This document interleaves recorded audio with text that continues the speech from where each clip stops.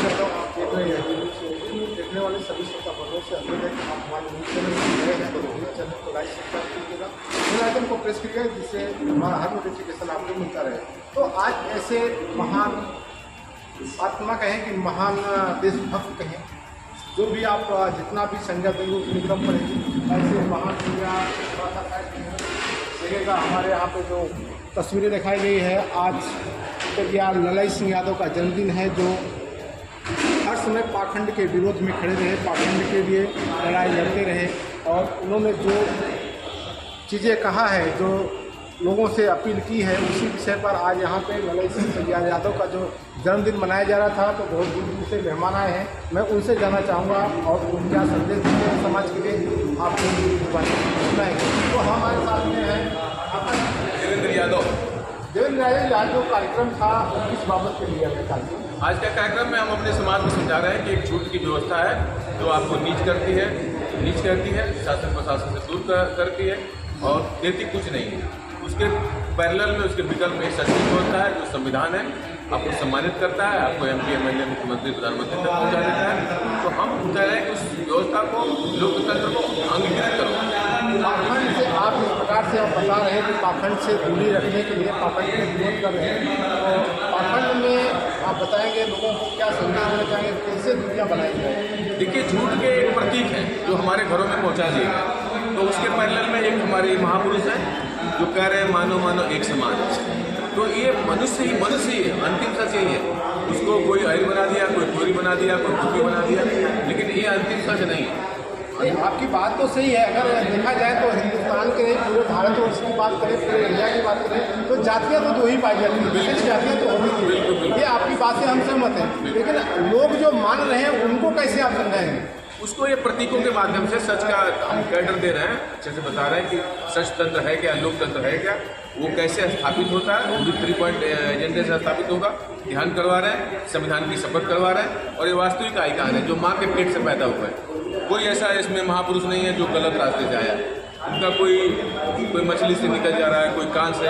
तो आज के वैज्ञानिक युग में ऐसा संभव है नहीं, ये झूठी व्यवस्था है बता के लोगों को। ऐसा तो हमको भी सुनने में आया था, लेकिन हमने ऐसा देखा नहीं। जब नहीं देखा है तो उनको विश्वास है कि उनसे होता है, वो घर में रखते हैं। हमको विश्वास नहीं है, इसलिए हमने अपने घर में या ओरिजिनल महापुरुषों को लगा दिया। देखिएगा, हमारे साथ में और दूसरे मेहमान हैं जो दूर से आए हुए हैं, मैं इनका परिचय आपको दिलाऊंगा और इसके बाद में आज इस कार्यक्रम पर उनसे बात करूँगा कि विस्तार सहित आपको बताएंगे। आपका नाम और हमारे दर्शकों? मेरा नाम HK बैरवा है और मैं अलवर राजस्थान का रहने वाला हूँ। रिटायर्ड BRS से मैं जो आज का कार्यक्रम है, जिससे आप पाखंड की बात करते हैं, तो पाखंड को कैसे समझाएंगे, लोगों को कैसे दूर करेंगे पाखंड से? पाखंड में क्या आता है? देखिए, पाखंड तो एक छोटा सा पार्ट है। कोई भी संप्रदाय चलता है तो उसका अपना एक दर्शन होता है, उसका अपने प्रतीक होते हैं और उनके अपने विमर्श होते हैं। जब तक जिसको हम बहुजन समाज कहते हैं, बहुजन बनेगा कैसे? बहुजन जब तक नहीं बनेगा, जब तक उसका दर्शन फिक्स नहीं होगा, जब तक उसके प्रतीक फिक्स नहीं होंगे, जब तक उनके विमर्श फिक्स नहीं होंगे। तो हमारा जो मूवमेंट है बहुजनों का, ये जो है वो बहुजनों के विरोधी दर्शन, जो झूठ का दर्शन है, उसके जाल में फंसा हुआ है, झूठ के प्रतीकों के जाल में फंसा हुआ है, झूठ के विमर्श में फंसा हुआ है।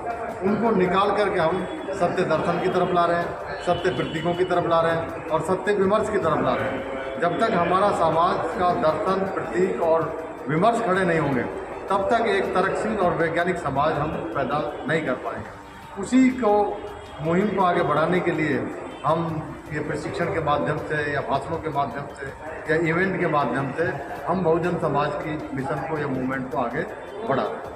लेकिन आप अगर बात कर रहे हैं यहाँ पाखंड की, एक चीज़ और आपसे जानना चाहूँगा कि अगर पाखंड से ही क्या देश पीछे होगा कि और दूसरे विषय में शिक्षा से आगे बढ़ेगा? जो आज के देश में युवाएं नशा पत्ती कर रहे हैं, क्या उनके लिए क्या संदेश है? क्या नशा पत्ती करने से हमारा देश पीछे नहीं होगा, उनका विकास पीछे नहीं होगा? आपको क्या लगता है, खाली एक ही चीज़ से पीछे लगेगा? देखिए, इनके रीजन होते हैं। जैसे झूठ की व्यवस्था को यदि आप स्थापित करोगे तो असत्य से हिंसा, हिंसा से नफरत, नफरत से विषमता, विषमता से परतंत्रता, परतंत्रता से शत्रुता, शत्रुता से अन्याय। ये पूरी की पूरी जो झूठ की व्यवस्था है, ये पतन की तरफ ले जाती है। अब पतन में आप एक चीज़ नहीं होती, पतन में आपका मानसिक पतन होता है, आपका व्यवहारिक पतन होता है, आपके आर्थिक पतन होता है, आपका राजनीतिक पतन होता है, हर तरह का पतन होता हुआ चला जाता है जब तक ये झूठ तंत्र के जाल में समाज फंसा हुआ है।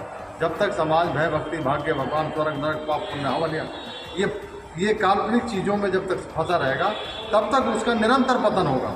जब वो पतन का मतलब केवल आप नशे पते से मत लीजिए, केवल आप बेरोजगारी भुखमरी इनसे मत लीजिए।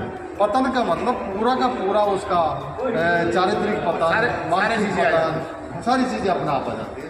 निरंतर वो पतन की तरफ जाएगा।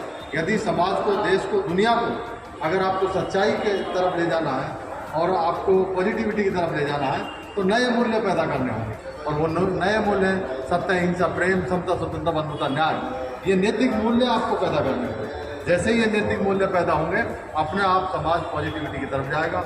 वो अपने आप को ही नहीं बचाएगा, पूरी दुनिया को बचाएगा, इस पर्यावरण को बचाएगा, इस सामाजिक व्यवस्था को बचाएगा, सांस्कृतिक व्यवस्था को बचाएगा, लोकतांत्रिक व्यवस्था, हर तरह की व्यवस्थाओं को वो बचाएगा। लेकिन आपने एक चीज़ कहा था कि जो रक्षा बांधता है, रक्षा पे क्या किसी का नाम लिखा है? अगर रक्षा बांधने वाला क्या किसी एक विशेष जाति का हो जाता है? रक्षा तो कोई भी बांध सकता है, अपने हाथ से बांध सकता है, ऐसा तो नहीं है उन पे नाम लिखा हुआ है? नहीं, ये प्रतीक है ना। आपको जैसे आप एक संप्रदाय है, कल अगर भगवा आपको दिया जाता है, नहीं भगवा, तो उससे आपकी पहचान, उनका नाम लिखा है या उनकी जागीर तो नहीं है? नाम नहीं लिखा, लेकिन जो प्रतीक होते हैं ना, सिंबल होते हैं। नहीं, जैसे आप हमारा कहने का तात्पर्य ये है कि अगर जैसे ये आपका व्हाइट कलर है, कोई बोले व्हाइट मेरा है, तो ये आप मानेंगे इसको? नहीं, हम मानने वाले कोई नहीं होते, व्यवस्था अपना अपना। जैसे किसी ने दाढ़ी और टोपी रख लिया तो दूर से आप कह दोगे मुसलमान है। जिसने कलावा और चुटिया पहन लिया तो आप कहोगे हिंदू है। जिसने क्रॉस बांध लिया तो आप कहोगे ईसाई है। तो ये सारी सिंबॉलिक चीज़ें हैं, वो व्यक्ति की पहचान तय करती है। तो कलावा से हमारा कोई विरोध नहीं है, जिसको जो मानना है वो मान